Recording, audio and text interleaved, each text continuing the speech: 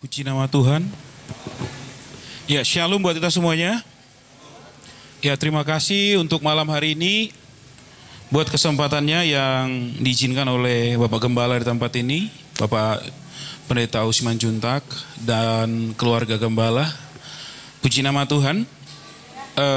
Malam hari ini adalah Natal keluarga besar GPDI Kasih, yang kita percaya dan yakin adalah malam yang penuh sukacita. Amin. Perkenalkan, nama saya Mariot Situmorang. Saya tinggal di Jalan Pancing, tapi pelayanan saya biasa di daerah Diski sekitarnya dengan anak-anak muda. Mungkin Bapak Ibu Saudara, mungkin ada beberapa yang pernah lihat, tapi nggak usah panjang lebar lagi tentang perkenalannya. Kita mau langsung mendengarkan firman Tuhan. Amin. Sepertinya kurang semangat. Padahal ini Natal. Natal berbicara sukacita, ya.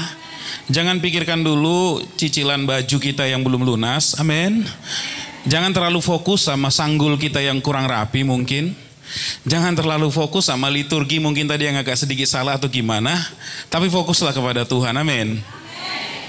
Karena tadi saya lihat ibu-ibu kor sama bapak-bapak yang lagi kor tadi luar biasa. Saya sangat diberkati. Jangan pas firman Tuhan kemudian hilang pula, ya kan?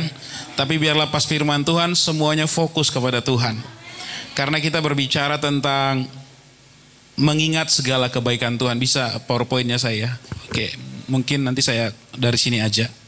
Nah, puji nama Tuhan. Nah, di sini mungkin kecil kelihatan ayatnya, tapi biarlah kalau kita bawa Alkitab atau handphone, kita bisa baca sama-sama ya. Mazmur 103 ayat 2. Pujilah Tuhan hai jiwaku dan janganlah lupa segala kebaikannya. Amin. Banyak orang mudah mengucap syukur, mudah mengingat kebaikan Tuhan ketika dia lagi mengalami hal yang baik. Bonusnya keluar, THR-nya keluar, tetangga kirim makanan, ya kan? Mertua senyum-senyum aja terus gitu kan. Tapi di luar itu ketika hal yang berbeda terjadi, kita sering kecewa sama Tuhan. Tapi malam hari ini Alkitab mengajari kita untuk tidak melupakan kebaikan Tuhan. Mungkin ada doa-doa yang belum dijawab sepanjang tahun ini. Mungkin ada masalah-masalah yang sedang kita hadapi. Mungkin ada tekanan-tekanan yang terjadi dalam pekerjaan kita. Bahkan mohon maaf, mungkin ada yang harus keluar dari pekerjaannya. Atau mungkin usahanya lagi turun. Tapi malam hari ini kita diingatkan agar kita nggak lupa kebaikan Tuhan. Apa kebaikan Tuhan? Mungkin sesuatu yang kita minta di dalam doa nggak dikasih. Tetapi dengar baik Bapak Ibu Saudara terkasih. Waktu kita meminta kepada Tuhan sesuatu yang kita minta itu nggak dikasih, maka coba lihat dan hitung apa yang nggak kita minta, apa yang nggak kita doakan yang Tuhan kasih. Saya selalu minta kepada Tuhan untuk kesembuhan. Saya selalu minta kepada Tuhan untuk tongkat saya diambil. Tetapi sampai detik ini hal itu nggak terjadi. Kalau saya fokus terus kepada tongkat, saya nggak akan bisa melayani kemana-mana. Saya nggak akan pernah bisa bilang Tuhan itu baik kalau saya fokus kepada tongkat saya, kepada kaki yang menyokong daripada tubuh saya yang terbuat dari besi. Saya nggak akan bisa mengucap syukur. Tetapi ketika saya fokus kepada pemberian Tuhan di luar daripada doa saya, maka di sanalah bisa kita ucapkan syukur. Contohnya apa? Kalau yang lain penuh kerja keras untuk kemudian hidup, nah dengan keterbatasan saya, Tuhan malah memberikan segala hal-hal yang baik. Sampai saya bisa menikmati banyak-banyak kebaikan Tuhan. Itu perlu kita hitung Bapak Ibu Saudara terkasih. Mungkin di tempat ini ada satu keluarga yang tiap malam sering ribut. Ada aja sumber masalah. Tetapi malam hari ini kalau ada suami istri yang lagi berantem, ya nanti keluar dari tempat ini semuanya udah damai. Amin. Kalau ada anaknya sama orang tuanya lagi berantem, lagi nggak enakan, ya nggak ngomongan, keluar dari tempat ini selesai Natal nanti semuanya penuh damai. Atau mungkin sama tetanggaannya, mungkin tetangganya sama-sama ibadah di tempat ini, tapi nggak ngomongan. Nanti keluar dari tempat ini duluan minta maaf. Biar Natalnya lewat dengan sukacita. Amin. Perhatikan coba kanan kirinya. Apakah mukanya belum penuh dengan sukacita? Apakah wajahnya masih penuh dengan persoalan, pergumulan? Bilang, ini Natal. Malam hari ini sukacita dulu ya Bu. Malam hari ini sukacita dulu ya Pak. Ingatkan samping kanan kirinya. Amin. Karena semua persoalan itu gak pernah tuntas sebelum kita menghadap Tuhan. Yakinlah. Sebanyak apapun uang kita, sesehat apapun kita, sehebat apapun anak kita, selalu ada persoalan. Kenapa? Karena persoalan adalah tanda hidup bagi kita. Makanya orang yang gak punya persoalan cuma dua. Yang satu pikirannya udah kacau, yang kedua dia udah pulang kepada Tuhan. Yakinlah Bapak Ibu, kalau kita lewat di pinggir jalan, ada orang yang senyum aja, ada yang orang ketawa aja tanpa sebab. Dia gak akan rasakan beban hidup lagi, yakinlah. Waktu kita kasih masalah sama dia, dia selalu ketawa. Pernah kita pembagi nasi bungkus seperti itu. Kita udah kasihan lihat dia nggak makan. Waktu kita kasih makanan yang terbaik, waktu kita kasih sesuatu yang dari jerih lelah kita, dia nolak, nggak mau aku. Padahal dia udah beberapa hari nggak makan, kita lihat. Nah, hal-hal yang seperti ini jangan terjadi pada kita. Kalau kita lagi dalam persoalan, pergumulan, itu tandanya kita masih hidup. Amin. Ada di sini yang nggak punya persoalan? Kalau ada tolong angkat tangan dan kemudian boleh maju ke depan. Saya mau bagi persoalan saya. Saya mau bagi masalah saya. Iya kan Bapak Ibu Saudara terkasih? Jangan sampai karena masalah dan pergumulan dan tekanan hidup, maka Natal kita akan lewat dengan muka yang masam. Cemberut aja bawaannya. Ada orang siap liturgi cemberut, sebelum liturgi cemberut, sesudah tari-tarian cemberut. Saya heran, kapan sukacitanya dia? Apalagi lewat kantong persembahan, tambah cemberut dia, kan gitu kan. Tapi di tempat ini semuanya waktu lewat kantong persembahan, semuanya senyum saya lihat tadi. Haleluya. Kenapa? Karena lewat kantong persembahan dia yakin ini waktunya menabur bagi Tuhan. Meskipun Tuhan, aku nggak dapat THR untuk tahun ini, belum keluar THR-nya, tapi aku mau kasih yang terbaik. Bilang kanan kirinya, engkau diberkati malam hari ini. Yes, haleluya. Saya berharap belum ada yang ngantuk. Amin. Walau cuaca bawaannya pengen tidur, walau cuaca bawaannya pengen tarik selimut, tapi malam hari ini kita tarik penutup hati kita biar transparan di hadapan Tuhan, biar wajah kita cemerlang. Lihat apa yang terjadi para gembala. Mereka kemudian sendirian, ada beberapa orang saja mereka lihat malam itu, mereka nggak kemana-mana.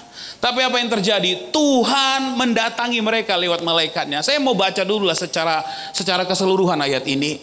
Jangan lupakan kebaikannya. Mazmur 103 ayat 1-5 dari Daud. Ini Daud yang menulis. Pujilah Tuhan hai jiwaku. Yang percaya di sini dia punya jiwa, katakan amin.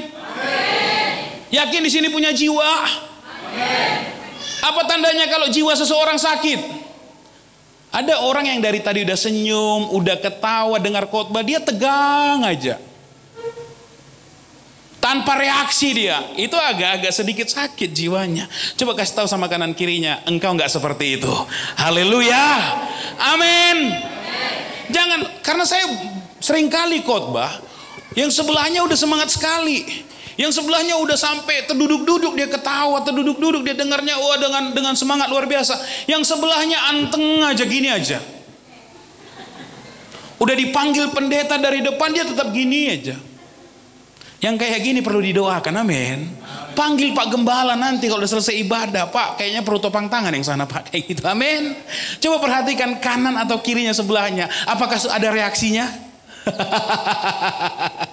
Manusia terdiri dari 3 bagian, tubuh, jiwa, dan roh. Tubuh itu yang kelihatan Bapak Ibu. Bapak Ibu bisa lihat tubuh saya gemuk, pakai tongkat, dan kemudian serba butuh bantuan. Tapi Bapak Ibu nggak bisa lihat jiwa saya. Bapak Ibu akan bisa lihat jiwa saya ketika kita bergaul lama. Makanya kemudian kelihatan, oh Pak Mariot itu murah hati, oh Pak Mariot itu ternyata seperti ini. Itu jiwa. Jasmaninya nggak seperti itu. Kita kalau udah kenalan lama dengan seseorang, kita tahu, oh dia pemarah, oh dia pelit, oh dia murah hati, oh dia mudah kecewa, oh dia mudah mardandi, ya kan itu jiwa.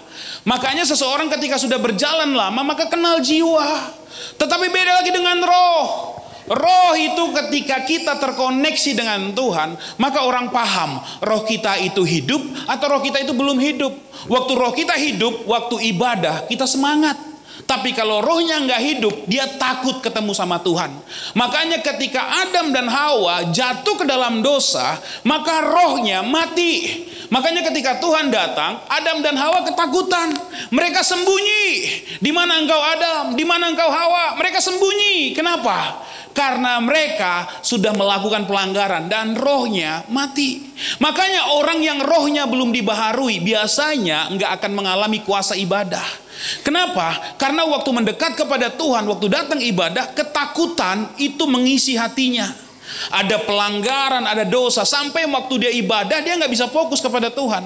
Maka Daud berbicara, hai jiwaku pujilah namanya yang kudus, hai segenap batinku. Pujilah Tuhan hai jiwaku dan janganlah lupakan segala kebaikannya. Dia yang mengampuni segala kesalahanmu. Maka di sini dikatakan Daud benar-benar tahu obat daripada jiwa dan roh adalah rasa diampuni. Seseorang yang tahu dia tidak diampuni, rohnya mati, jiwanya sengsara.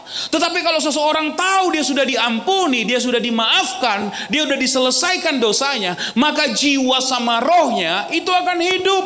Maka jiwanya akan memuji Tuhan. Berkat Tuhan dari alam roh.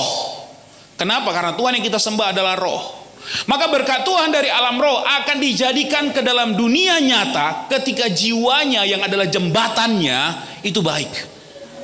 Makanya kalau roh seseorang hidup, jiwanya baik, maka keadaan jasmaninya, kondisi kehidupannya pasti baik. Bukan berbicara semuanya harus kita terima, no. Tapi waktu dia punya hubungan dengan Tuhan, dia punya kondisi jasmani itu oke. Makanya waktu dengar firman Tuhan dia nggak akan ngantuk. Makanya waktu dengar firman Tuhan dia akan yes, ini aku terima. Maka ada antusias dari dalam dirinya. Tapi waktu dia nggak antusias dari dalam dirinya, ada yang perlu diperbaiki di dalam. Amin. Maka di sini dia katakan, dia yang menebus hidupmu dari lubang kubur, yang memahkotai engkau dengan kasih setia dan rahmat. Dia yang memuaskan hasratmu dengan kebaikan, sehingga masa mudamu menjadi baru seperti pada burung Raja Wali. Makanya Tuhan sangat baik bagi kita. Bahkan 2000 tahun yang lalu, Yohanes 3 ayat 16 mencatat, karena begitu besar kasih Allah akan dunia ini, sehingga ia telah mengaruniakan anaknya yang tunggal, supaya setiap orang yang percaya kepadanya tidak binasa, melainkan beroleh hidup yang kekal. 1 Yohanes 3 ayat 5. Dan kamu tahu bahwa ia telah menyatakan dirinya supaya ia menghapus segala dosa, dan di dalam dia tidak ada dosa. Banyak orang yang ibadah Natal, saya heran. Waktu pas liturgi dia bosen. Pas lagi ada vokal grup dia bosen. Pas lagi ada kor dia bosen. Pas pujian penyembahan agak terhibur sedikit. Tapi waktu lagi pas firman Tuhan tambah bosan kuadrat dia. Waktu persembahan apalagi, saya lalapnya ada durung-durung ini, kan gitu dia bilang kan. Makanya saya heran, sebenarnya dia ibadah mau cari apa? Semua membosankan sama dia. Waktu dari rumah pengennya ikut pujian penyembahan dan dengar firman Tuhan dengan antusias. Tapi berbeda waktu udah di gereja kok kayaknya membosankan semuanya. Jangan salahkan WL-nya, jangan salahkan gembalanya, jangan salahkan pemain musiknya. Kita bilang nggak ngangkat pun musiknya, mau ngangkat apa? Yang perlu disalahkan itu di dalam. Udah beres belum? Waktu yang di dalam ini udah beres, yakinlah. Sekalipun musik nggak sinkron dengan WL, sekalipun musik nggak sinkron dengan pembawa pujian, hati kita tetap bersyukur. Hati kita akan tetap memuji Tuhan. Kita nggak akan terpengaruh dengan itu. Karena setiap manusia mungkin bisa melakukan kesalahan. Mungkin WL-nya bisa, mungkin pemain musiknya bisa. Tetapi waktu kita benar-benar baik yang di dalam ini, kita akan tetap memuji Tuhan dengan segenap hati kita. Kenapa? Karena kita memandang, karena begitu besar kasih Allah. Dengar baik Bapak Ibu, tidak ada satupun yang layak di antara kita ini masuk ke sorga. Nggak ada. Kenapa? Karena sorga itu nggak mengenal dosa. Di sorga itu nggak ada dosa. Jangan kita si panggaron, langsung kita bilang, tiap minggu aku ke gereja, tiap Rabu aku komsel, tiap hari Jumat aku puasa, tiap Sabtu apalagi aku doa semalaman. Dengar baik Bapak Ibu Saudara terkasih, hal tersebut nggak bisa menukar sorga. Kenapa? Karena sorga nggak terbeli. Apapun yang kita lakukan itu nggak bisa menukar keberadaan kita ke sorga. Cuma darah Yesus yang mampu melayakkan kita masuk ke sana. Tapi kadang kita si panggaron, sampai kemudian seakan-akan waktu kita baik, waktu kita kasih persembahan, waktu kita ngikutin ibadah, seakan-akan kita sudah layak masuk ke sorga. No. Nggak bisa kita beli sorga dengan demikian. Sorga hanya diberikan karena kasih Allah yang begitu besar bagi kita, yaitu Ia mengaruniakan anaknya yang tunggal. Makanya setiap orang yang selalu ingat kebaikan Tuhan, saya catat di sini apa? Orang yang mengingat kebaikan Tuhan adalah pribadi yang sudah dibaharui oleh Tuhan.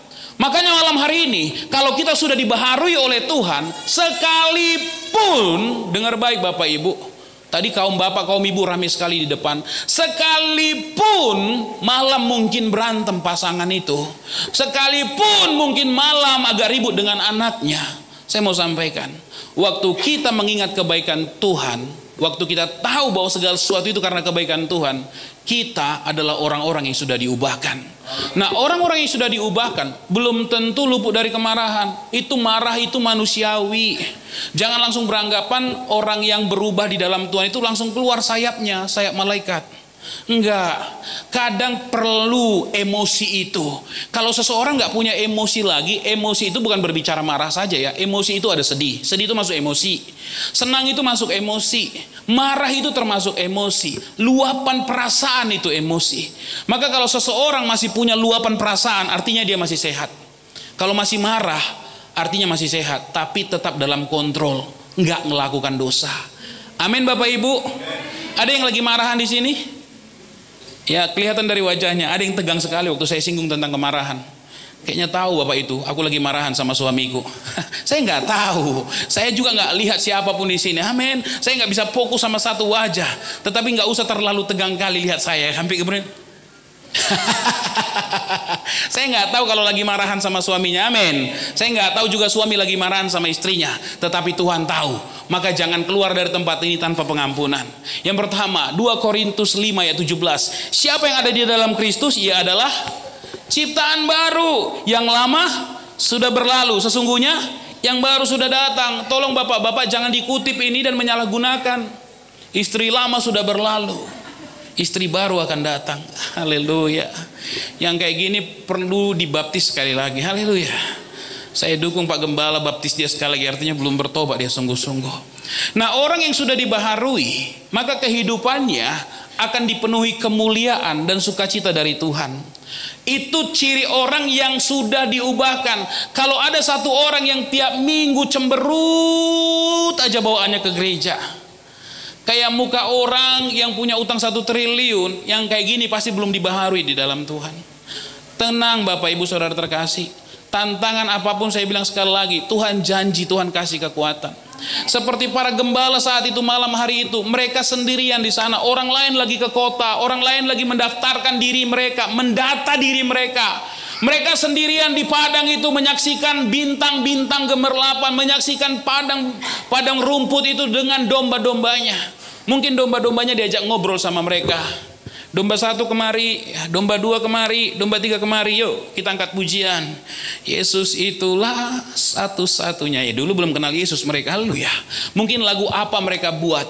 Waktu mereka di dalam kondisi seperti itu, tiba-tiba ada cahaya terang yang luar biasa. Maka Alkitab mencatat, jangan takut katanya kepada para gembala. Maka kemudian para gembala terheran-heran, siapa yang datang? Apa ini? Langit terbuka, ada malaikat yang turun naik, wah luar biasa.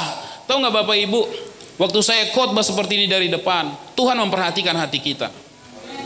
Waktu Natal, maka sorga terbuka, ada malaikat yang turun naik.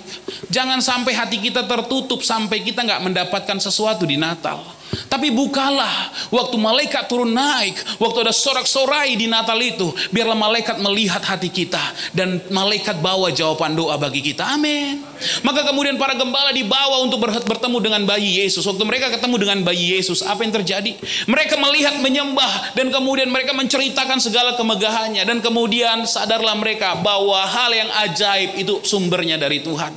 Maka Alkitab mencatat, maka mereka pulang dengan sukacita yang besar. Kalau dari tempat ini nanti pulang Natal ada yang nggak sukacita, maka dia nggak mengalami Natal yang sesungguhnya. Karena seseorang yang mengalami Natal yang sesungguhnya pulang pasti dengan sukacita, sekalipun mungkin nggak kebagian konsumsi. Kalau ada konsumsi, saya berdoa nggak ada konsumsi. Haleluya. Karena Natal selalu identik dengan nasi. dengan makanan nasi kotak.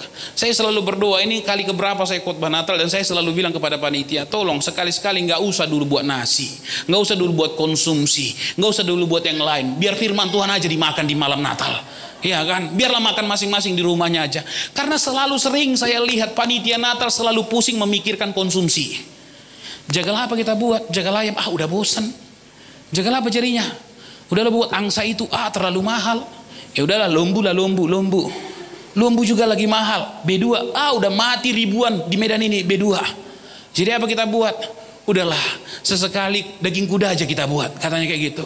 Dengar baik Bapak Ibu, banyak orang yang melihat hanya dalam kondisi seperti itu Natal. Natal berbicara jedah, Natal berbicara makan. Tuhan sedang memperhatikan hati kita. Tuhan sedang mau menjawab doa kita. Dan Tuhan mau kita kembali dari Natal itu dengan kondisi yang disegarkan, itu dengan kondisi yang bersukacita lebih lagi. Amin. Malam hari ini yang rindu bersukacita katakan saya. Wah ya, nggak sampai setengah. Atau nggak ngerti mungkin yang paling belakang. Dengar suara saya nggak?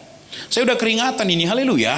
Walaupun hujan, tapi saya tetap kepanasan. Kenapa? Karena lemak semua di dalam, haleluya. Makanya sedikit bergerak dia langsung kepanasan. Yang belakang dengar, amin. Ada nggak yang rindu pulang dari tempat ini malam ini penuh sukacita? Saya diizinkan berapa menit lagi nih khotbah? Soalnya udah masuk 20 menit saya. Kira-kira 10 menit lagi masih tahan? Oke.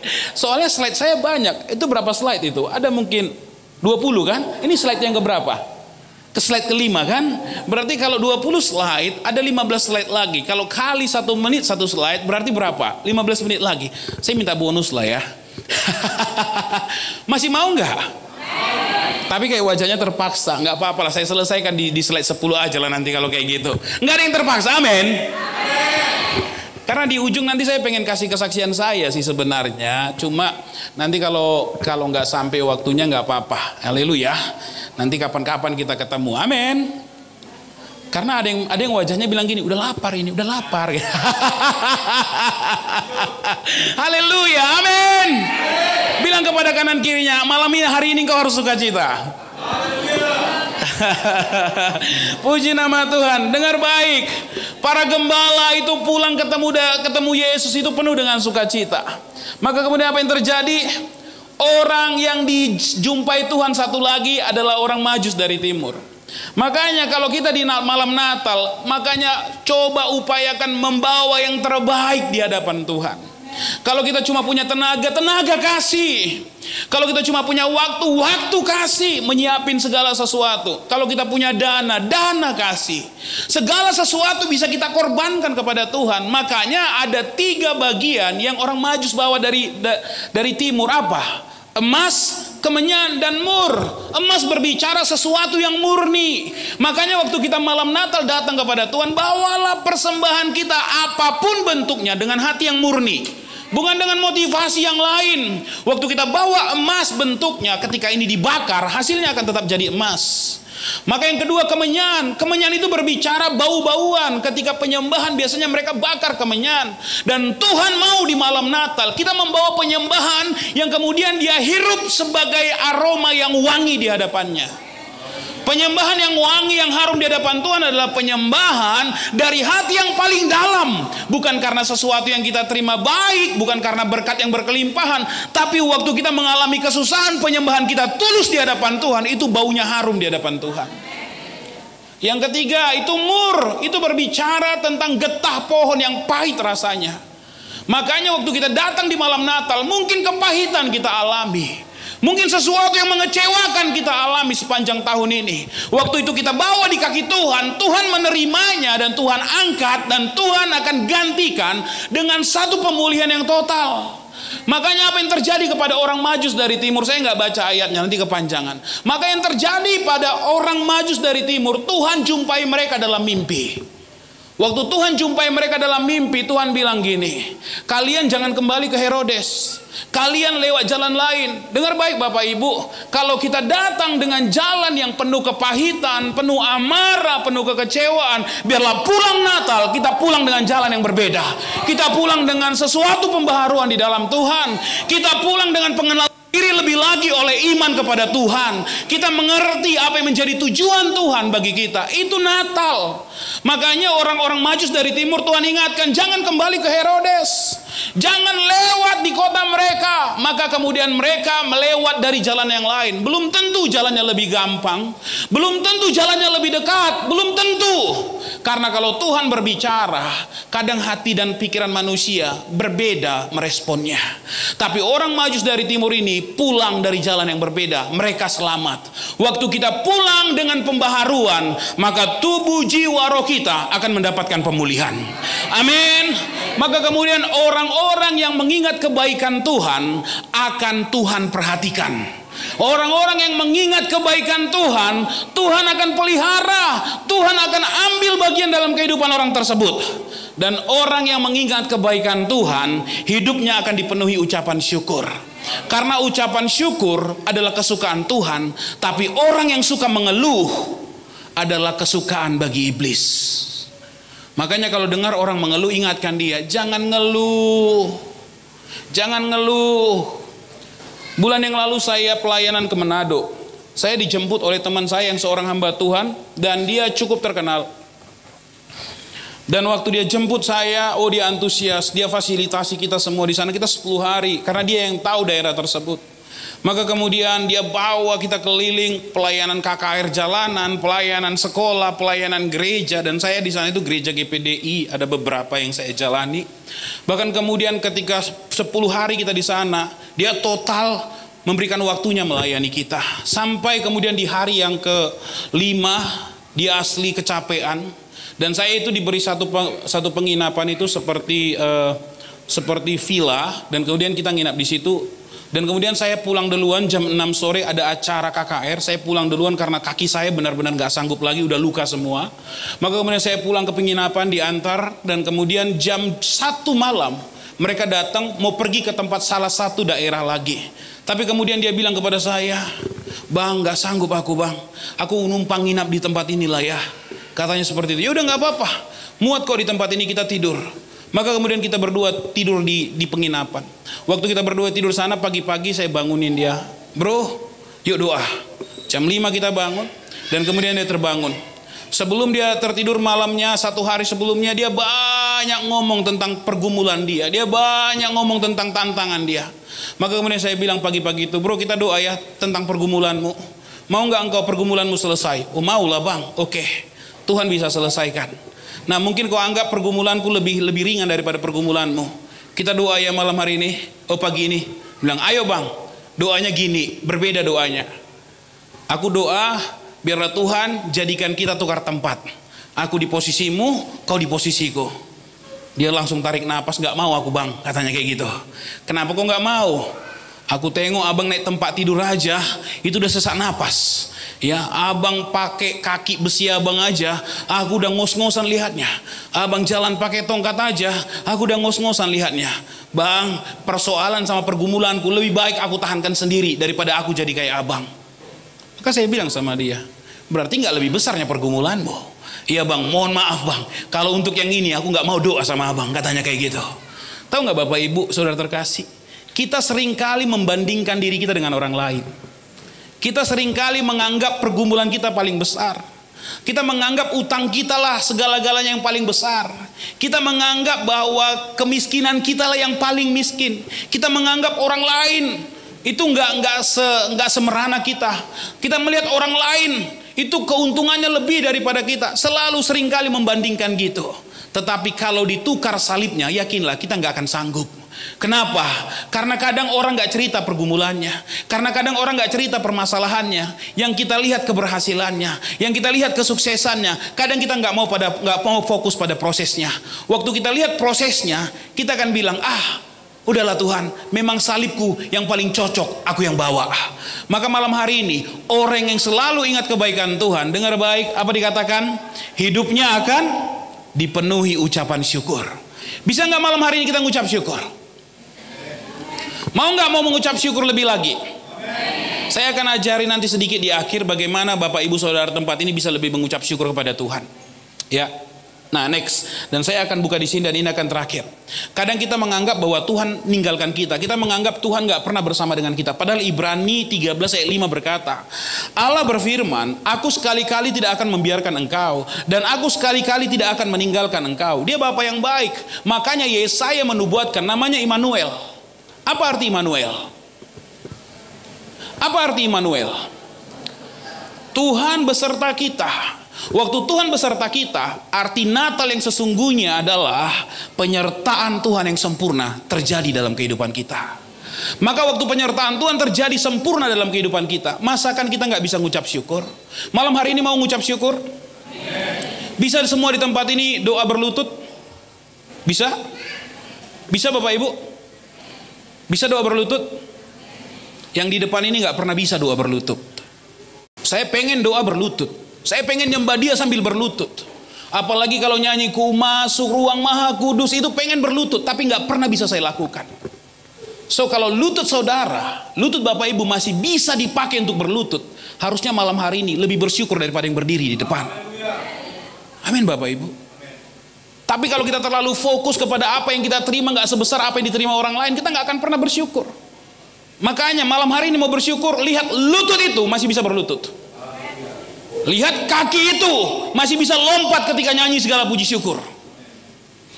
Lihat kaki itu masih bisa tenang duduk di tempat duduknya tanpa merasa gangguan apapun. Tapi yang di depan ini duduk nggak bisa tenang. Kenapa? Besinya mengganjal selama dia duduk. Karena besi saya sampai ke paha paling atas. Dan itu nggak nyaman. Selama saya khotbah juga nggak nyaman. Selama saya khotbah, ini kaki rasanya pegal sekali dan kemudian kebas. Karena diikat ketat sekali dan saya masih rasakan kaki saya. Nah kalau Bapak Ibu Saudara nggak bisa mengucap syukur, saya nggak tahu harus seperti apa lagi saya baru bisa mengucap syukur. Karena dalam kondisi seperti ini, saya masih tetap mengucap syukur. Sekalipun ketika saya melayani, ini hampir setiap hari saya melayani, saya pakai sepeda motor yang nggak ada tutupnya, yang kemana-mana pelayanan Tanjung Anom, Siantar, yang kemudian ke beberapa tempat, itu saya harus pakai mantel. Dan tahu nggak Bapak Ibu, saya selalu bilang sama Tuhan, kalau Engkau belum izinkan aku memiliki yang lebih, it's no problem Tuhan. Yang ini pun aku udah mengucapkan syukur. Kenapa? Karena kalau ini masih Engkau percayakan bagiku, artinya kekuatanku cukup. Makanya saya sampai ke tempat ini tadi dengan aman. Sebelum saya tiba tadi, puji Tuhan, dari jalan Pancing sampai ke tempat ini nggak ada kena hujan sedikit pun. Tuhan jagai. Tetapi waktu kita sampai udah mulai rapat gerimisnya. Saya bilang, Tuhan kau baik. Bukan karena dia buat seperti itu, no. Pernah saya pelayanan dari Medan sampai ke Samosir, saya naik kendaraan saya roda 3 itu. Mulai dari Medan sampai Samosir itu kena hujan terus. Dan saya selalu bilang, makasih Tuhan, aku kuat. Buktinya sampai Samosir aku nggak demam. Buktinya aku sampai Samosir aku nggak sakit. Artinya Engkau tahu kekuatanku. Amin. Makanya Natal berbicara terang. Natal berbicara penyertaan Tuhan sempurna. Nah saya kasih kesaksian saya di sini. Ini foto saya. Kelihatan nggak kira-kira di depan? Itu foto saya sebelum bertobat. Ya, penuh dengan minuman keras, penuh dengan rokok, penuh dengan perbuatan-perbuatan jahat lainnya. Bapak saya itu yang bawa fotonya, itu dukun. 80 orang lebih dukun gurunya untuk berdukun. Dan tahu nggak Bapak Ibu, mulai dari saya SD, SMP, saya udah biasa dengan ilmunya. Dan kemudian ketika saya masuk SMA, saya nggak percaya Tuhan. Saya tolak semuanya perkataan-perkataan pendeta tentang Tuhan. Kenapa? Dan pendeta biasanya susah untuk ngejawab. Saya bilang gini, kalau memang Tuhan itu ada, dan kalau memang Tuhan itu baik, dia nggak mungkin buat aku berbeda sama Pak Pendeta. Kalau memang Tuhan itu adil, Pak Pendeta juga harusnya nggak punya kaki. Kalau Tuhan itu adil, Pak Pendeta harusnya ngerti dan ngalami seperti yang aku alami. Itu baru aku bilang Tuhan itu adil. Dan tahu nggak, kebanyakan hamba-hamba Tuhan itu nggak tahu ngasih jawaban apa. Mungkin jawaban-jawaban umum mereka kasih ke saya. Wah Tuhan ini segala macam. Sampai kemudian saya memutuskan saya nggak akan percaya kepada Tuhan. Saya nggak akan mau memuji Dia, dan bahkan saya mau memilih untuk jadi dukun besar. Sampai kemudian Tuhan nggak pernah selesai. Tuhan tetap tunggu saya, seperti kata Wahyu 3 ayat 20 bilang, aku mengetuk di depan pintu hatimu. Kalau engkau buka, aku masuk dan aku akan makan bersama dengan engkau. Tapi kemudian saya nolak untuk membuka pintu hati saya. Saya nolak terus. Saya kasih syarat, kalau engkau memang ini Tuhan, sembuhkan aku. Kalau engkau sembuhkan aku jalan, aku melayani engkau sampai kemanapun. Tapi Tuhan gak jawab dan Tuhan gak sembuhkan saya. Sampai tiba satu titik saya dengar firman Tuhan, 2 Korintus 12 ayat 9 yang berbicara, sebab di dalam kelemahanmu lah kuasaku menjadi sempurna, kata Tuhan. Dan bermegahlah di dalam kelemahan. Maka ketika saya temukan ayat ini, saya bilang, oke Tuhan, saya siap. Maka kemudian saya memberikan diri saya ini dibaptis. Marihot yang lama, yang cacat, yang tolak Tuhan, yang gak percaya kepada Tuhan, dibaptis.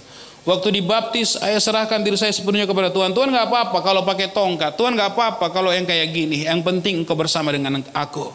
Tahun 2007 saya mulai ritme pelayanan bersama dengan Tuhan, tahun 2007. Maka ketika pertama kali saya mulai pelayanan tahun 2007, maka Tuhan kasih saya ketemu presiden waktu itu, tahun 2007. Maka ketika saya mulai pelayanan, Pak SBY panggil saya, dan kemudian kita dibawa ke salah satu acara, dan kemudian semua TV swasta meliput. Se-Indonesia gempar. Saya dapat banyak telepon dan bilang, Mariot, kau ketemu dengan presiden ya, luar biasa, gini. Orang-orang melihat itu sepertinya suatu hal yang wah sekali. Tapi bagi saya itu sebuah tanda dari Tuhan untuk melanjutkan pelayanan. Dan tahu nggak, mulai tahun 2009 saya masuk ke sekolah. Saya di SMA Negeri 1 Sunggal sebagai pembina rohani dari tahun 2009 sampai tahun 2018. Dan kemudian ketika saya di SMA Negeri 1 Sunggal itu, maka banyak anak-anak binaan saya, anak-anak rohani saya yang kemudian jadi orang-orang luar biasa.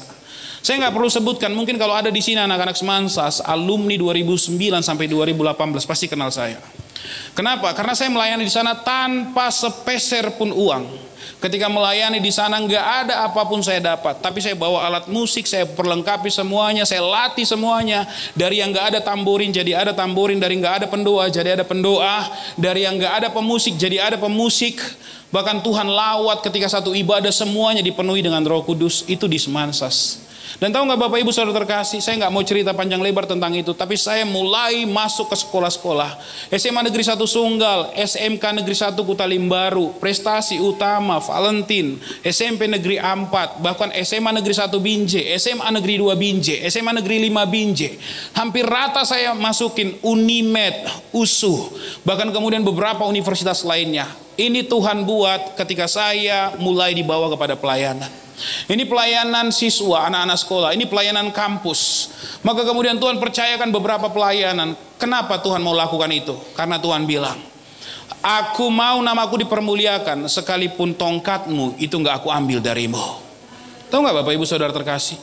Tuhan gak perlu merubah situasi kita. Kalau dengan situasi kita sekalipun sulit, nama Tuhan dipermuliakan. Karena tujuan utama bagi kita, tujuan utama Tuhan bagi kita cuma satu, namanya dipermuliakan.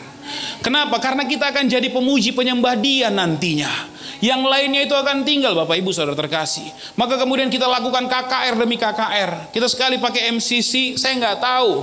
Waktu itu tahun 2020 menjelang COVID. Maka kemudian nggak ada apapun, cuma flyer dan nggak ada nama pembicara, nggak ada nama apapun kita buat di situ dan MCC itu penuh. Saya bukan hebat atau gimana, no. Tapi yang saya mau sampaikan, ketika Tuhan ditinggikan, ketika Tuhan dimuliakan, Tuhan akan tarik jiwa-jiwa kepadanya, bukan kepada kita. Maka saya nggak pernah membuka satu penggembalaan pun sampai sekarang. Saya mau anak-anak muda itu kembali ke gerejanya dan jadi berkat. Maka kemudian bagian kita mengajari. Waktu kita mengajari, kita juga punya bagian nanti di kekalan. Maka tahu nggak Bapak Ibu Saudara terkasih, ketika saya mengadakan ini, Tuhan kasih konfirmasi yang jelas. Bapak saya yang dukun kemudian mengusir saya. Dia nggak mau terima saya jadi anaknya.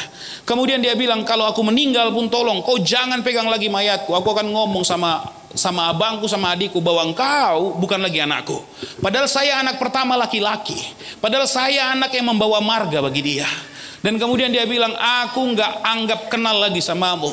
Sampai kemudian ketika saya pulang tahun baru selalu diusir.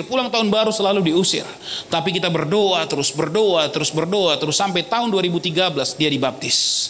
2013 dia serahkan semua ilmunya. Dia serahkan semua kehebatannya itu. Sampai kemudian dia bilang, aku mau ikut Tuhan. Usianya saat itu 71 tahun. 71 tahun dia dibaptis. Dan kemudian pendeta yang membaptis itu adalah pendeta yang luar biasa. Waktu dibaptis pertama kali dimasukkan ke dalam air, rambutnya itu enggak basah. Rambutnya tetap kering. Maka pendeta pun heran, kok bisa rambutnya kering Pak Marihot? Saya di atas melihat. Waktu dia tenggelamkan itu benar-benar tenggelam, tapi keluar dari air kayak nggak ada air sama sekali di rambutnya. Padahal rambutnya itu seperti keriting dan itu mudah basah. Waktu ditenggelamkan itu dia bilang, Pak Marihot, apakah perlu sekali lagi ditenggelamkan? Saya bilang, tenggelamkan aja sekali lagi Pak. Saya bilang kepada pendetanya. Maka ditenggelamkan yang kedua kali. Tapi tahu apa yang terjadi? Waktu ditenggelamkan kedua kali, keluar dari air, rambutnya juga tetap kering. Kenapa? Karena iblis nggak mau lepas setiap budaknya. Maka malam hari ini juga iblis nggak mau kita fokus sama firman Tuhan. Kenapa? Agar kita nggak berubah. Maka kalau kita terganggu saat ini nggak fokus, hati-hati. Ada kuasa yang lain mengganggu kita dengar firman Tuhan. Maka fokuslah. Makanya saya suka untuk ibadah itu di depan. Agar apa? Agar lebih fokus. Bukan berarti di belakang nggak fokus. Amin. Karena saya lihat di belakang juga gini-gini. Haleluya. Berarti yang di belakang juga lebih fokus. Amin. Tapi hati-hati, yang di belakang iblisnya dekat. Haleluya. Kadang nanti dari tembok dia kipas-kipas sampai nggak terasa rupanya kita udah terjatuh-jatuh. Maka tahu nggak apa yang terjadi? Maka Pak Pendetanya bilang, Pak Marihot gimana? Udah 2 kali kita baptis dia belum basah rambutnya. Apakah perlu kita baptis sekali lagi? Saya bilang, tunggu Pak Pendeta. Saya tahu, kayaknya ini kita perlu doa lebih panjang. Saya tahu lagu kesukaannya, saya tahu lagu favoritnya, Bapa Engkau Baik. Itu lagu yang dia tahu satu-satunya. Karena dia orang Batak Tulen yang nggak pasti bahasa Indonesia. Tapi lagu Bapa Engkau Baik dia tahu.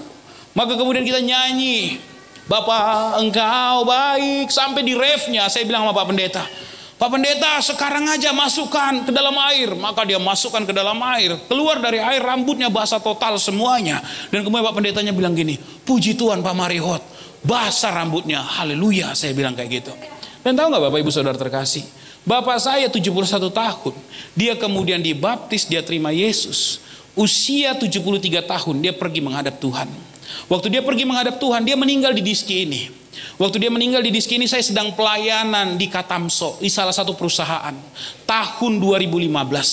Saya ditelepon sama kakak saya, Marihot, kayak mana ini? Bapak udah satu-satu nafasnya. Kita cek di rumah sakit, nggak ada sakit kolesterol, nggak ada gula, nggak ada asam urat, semuanya normal.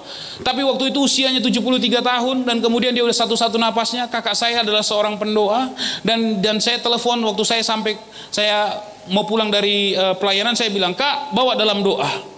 Bawa, jangan lepas. Maka kakak saya di Diski ini maka kemudian membawakan doa sambil membawakan lagu, Oh Jerusalem kota mulia, hatiku rindu ke sana. Waktu bapak saya lihat kakak saya dia senyum, tapi waktu dia menoleh ke sebelahnya dia ketakutan, kayak ada tarik menarik di dalam dirinya. Waktu dia toleh ke kakak saya dia senyum, bolak-balik seperti itu sampai dia menghembuskan napas, dia menoleh ke kakak saya dengan pergi dengan senyuman yang paling manis. Dan dia senyum dan dia pergi selamanya. Saya masih sampai di Kampung Lalang, saya angkat telepon, Marihot, Bapak udah pergi, nggak apa-apa Kak, saya Kampung Lalang, paling 10 menit atau 15 menit saya udah sampai. Benar, ketika saya sampai, saya pegang tubuhnya masih hangat. Waktu saya masih pegang hangat, saya bilang di telinganya, Pak, kalau Bapak salah alamat, pulang. Tapi kalau Bapak di sorga, nggak usah pulang lagi Pak, saya bilang. Dan kemudian dia nggak bangun lagi. Baru kemudian saya yakin dia di sorga. Dan konfirmasi pertama, jelas-jelas yang benar-benar saya tahu dia ke sorga. Adik saya dari Batam telepon kerja di sana. Kemudian dia telepon kakak saya, Kak, apa kabar Bapak? Kenapa dek? Nggak sanggup kakak saya bilang langsung. Kami baru selesai doa puasa. Waktu selesai buka doa puasa kami berdoa. Dan aku lihat Bapak itu pegang bunga pakai baju putih. Dan dia dada-dada sama aku. Apa kabar Bapak Kak? Maka pecah nangis kakak saya dan bilang, Dek, baru aja Bapak pergi, baru aja dia meninggal. Adik saya pecah nangisnya di Batam. Dan dia langsung terbang ke Medan. Dan tahu nggak Bapak Ibu Saudara terkasih? Yang pertama, orang yang ingin mengingat kebaikan Tuhan, akhir hidupnya pasti akan ketemu Tuhan. Karena itu yang paling penting Bapak Ibu. Mungkin kita bisa pergi ke Israel, mungkin kita bisa pergi ke Yerusalem, tapi Yerusalem baru yang sesungguhnya itu yang paling penting untuk kita jalani. Kenapa Bapak Ibu Saudara terkasih? Karena semuanya akan tinggal. Maka bapak saya bertobat. Maka kemudian bapak saya mengalami pemulihan, diikuti oleh mama saya. Mama saya meninggal tahun 2018. Waktu mama saya meninggal, maka kasih karunia Tuhan menjadi miliknya. Dia juga meninggal di dalam doa. Dan saya ajari anak-anak rohani saya untuk ngajari anak-anak kecil. Anak-anak kecil yang di daerah pinggiran rel. Kita bukan menjangkau mereka kemudian kita tarik kepada kita. Enggak, kita perlengkapi mereka, ajar les. Buat gratis, apa yang bisa kalian lakukan, lakukan. Saya ajari kepada anak-anak rohani saya dan kemudian kita mulai jangkau mereka. Dan tahu nggak Bapak Ibu Saudara terkasih, banyak orang yang kemudian nggak suka dan dibilang kayak gini, kerjaan kalian gimana segala macam. Saya nggak peduli. Yang saya lakukan apa? Saya tetap mengerjakannya untuk Tuhan. Sampai nanti buah yang kita hasilkan mengeliminasi semua perkataan-perkataan negatif. Makanya tetaplah mengucap syukur di hadapan Tuhan, karena itu buah roh. Yang kedua, waktu kita mengucap syukur ada kuasa Tuhan yang bekerja. Yang ketiga, waktu kita mengucap syukur, maka Tuhan yang dipermuliakan dan iblis dipermalukan. Apapun kondisi Bapak Ibu Saudara terkasih, malam hari ini saya mau bilang, lihat yang di depan. Yang kata orang dulu nggak akan bisa hidup tanpa orang tuanya. Yang kata orang dulu nggak akan bisa bekerja dimanapun. Yang kata orang dulu nggak akan bisa lama hidupnya kalau nggak dibantu oleh bapaknya sama mamanya. Tetapi Tuhan membedakan. Tuhan membuktikan berbeda. Bahkan Tuhan bilang gini, mari Hot, aku pakai yang miskin yang dianggap orang, yang lemah yang dianggap orang, yang bodoh dianggap orang, untuk mempermalukan mereka yang menganggap dirinya pintar, untuk yang menganggap dirinya hebat. Maka satu hal yang Tuhan rindukan di Natal adalah buah. Maka orang yang selalu mengucap syukur dan mengingat kebaikan Tuhan pasti akan berbuah. Pasti akan berbuah. Amin Bapak Ibu Saudara terkasih. Biarlah malam hari semuanya diberkati. Amin.